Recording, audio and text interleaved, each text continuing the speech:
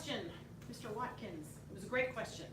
And the question was, and yes, we're going to run the whole thing. I just want to address the question or talk about what was asked. So his question was, after the swing out, push, and the kick, it looks like it's more of, is it a stomp or is it a heavy strike, like a strong strike? And the answer is yes. It's both of those things. And that's why I want to show you what this form looks like more at speed or at pace with the correct pacing. Because a lot of these weird things that you're observing, correctly observing, is because it's being slowed down and broken down for teaching pace. You know, Tai Chi, remember, is all about momentum and continuity. So we're automatically breaking it down kind of artificially in order to teach it. And there's no other way to do it. But then we have to make decisions on, well, what do we connect, what do we emphasize? And so some of this stuff looks a little weird. So the fact that you noticed, well, is it that or that, speaks volumes to your understanding of what's actually happening with this form. So good job. All right. So the answer to the question is, and I'm facing you, so just, am I facing you? Yeah, I'm facing you. Just watch for a second. So what's happening is if I'm kicking, I am stomping, which then drives this down. If I'm doing it at speed, it's one movement, it's one motion. Obviously, to do it controlled and slowed down, sometimes you might see, as I know I have, you know, I push, pull, I kick, and then I want to make sure I have my balance, so I stop. And then I do that, right? So some of that is a product of slowing down the momentum to make sure that we're not speeding up through moves and going too quickly for people following. So, but the answer is my foot comes down, which then brings my body down. So because my foot comes down with some force, that would mean that this, if I let my body weight come with it, isn't also a pretty devastating hit as well. So, you know, you've kicked and then it's, right? You let your body sink into it. So if somebody were down here and I used all my body weight down, that's going to be pretty devastating. Does that make sense? I hope it makes sense. Okay, so slow pace. Let's run it from the beginning, once or twice. Yeah, let's start with that.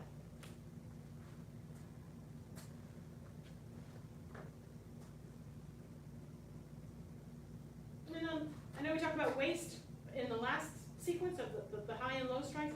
Think about your waist as best you can through all of this. I'm going to go nice and slow. Hopefully that gives you some time to think about your waist.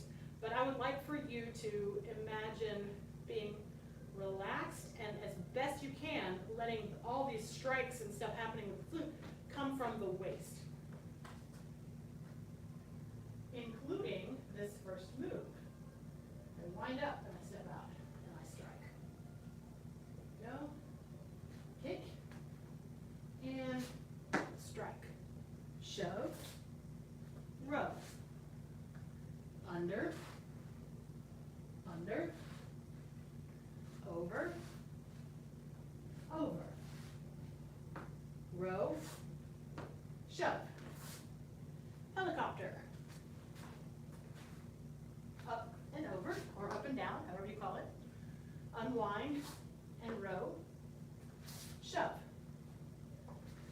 turn and strike, up and down, unwind and row, shove, turn and strike.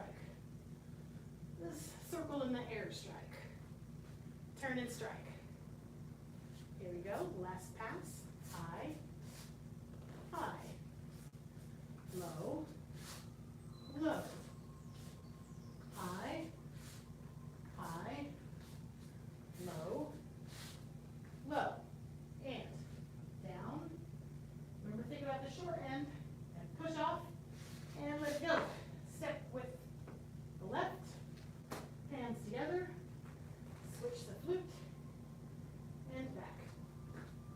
I'll show you that coming at you one more time so that you can see it. Don't practice it when it's facing you, it'll just mess it up. High, high, low, low, down, turn, push off, and rotate on the back leg. Step. This is what stops the rotation and kind of catches you from spinning away. Step. Now I change hands with the flute. And it goes down, over the top, and bow. In.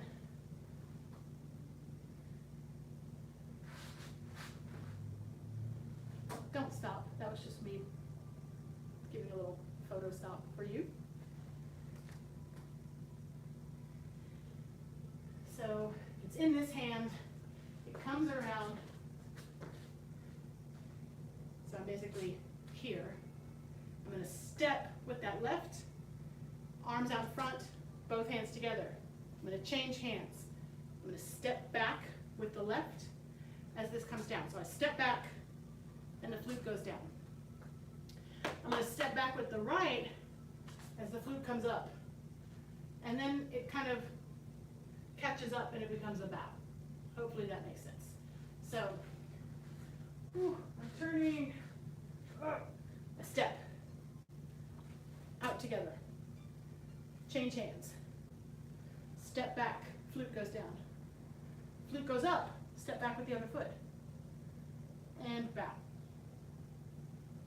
Do it one more time facing this way, and then I'll face the other direction.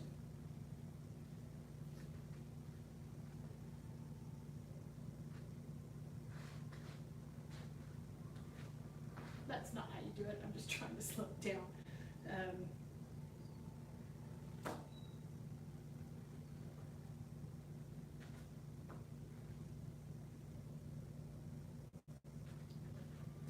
then from this side,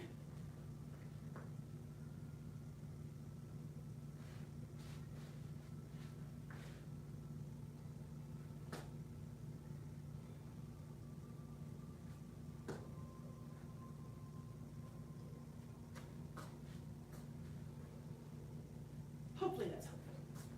Let's do it one more time from the top at a slow pace, and then after that, I'm going to show you, not at full speed. You want to see full speed on our YouTube playlist? There's a video of Master Gohring doing this.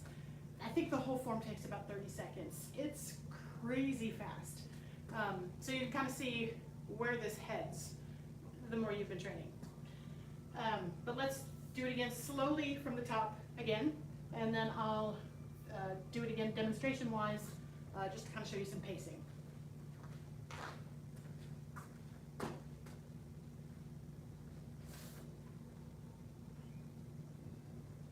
Begin. Step out and strike. Push, pull, kick, and stomp, strike. Shove, row, under, under, over, over, row, shove, helicopter, up and over, unwind, and row, shove, turn and strike, up and over, unwind and row, shove, turn and strike. I wish I would name this one. Turn and strike. And high, high, low, low, high, high, low, low, down, over, turn, step, together, flute down, step to even, and bow. One other quick clarification I'd like to make on that high, high, low, low. Remember, you're striking at someone's tempo. So whether it's high or it's low, just remember it's not a top-down hit. It can be kind of easy to start to go. It's pretty brutal. I mean, it would be, that's what you're aiming for. So it's more of a lateral hit. So it's shoulder,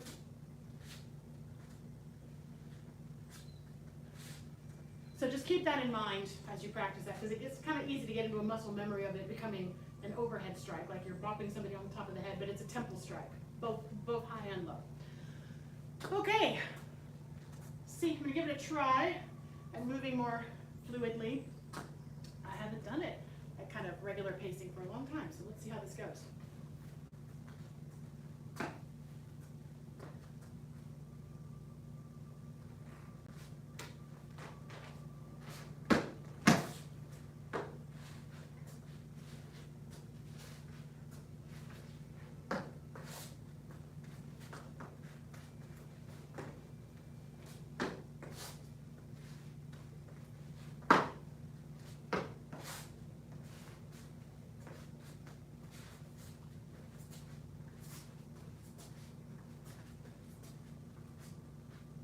I may have missed the extra lows, but you get the idea.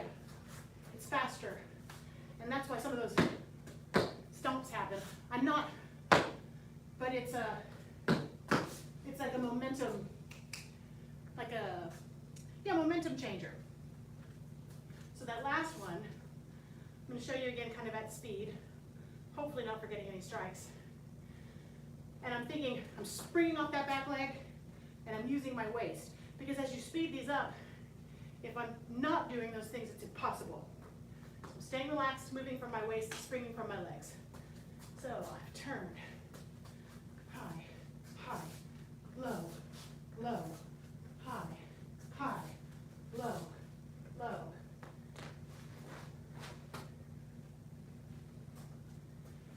Kind of getting the idea? Hopefully you can see the difference between teaching, where we exaggerate some of these moves, and we really accentuate rotating and turning, and all of that gets tightened up, kind of corkscrewed when you put it up to speed. All right, hopefully that's helpful. We're going to move on to something else, I suspect, next rotation, but Senior Head Instructor Fig will go over this again tonight in his beginner class. You can always continue to send us questions. We will address them. And yeah, we'll go from there. So hopefully this is helpful. I've had fun. It's more flute than I've done in a long time, and I've loved it. And on that note, let's go ahead and bow out of our master's path.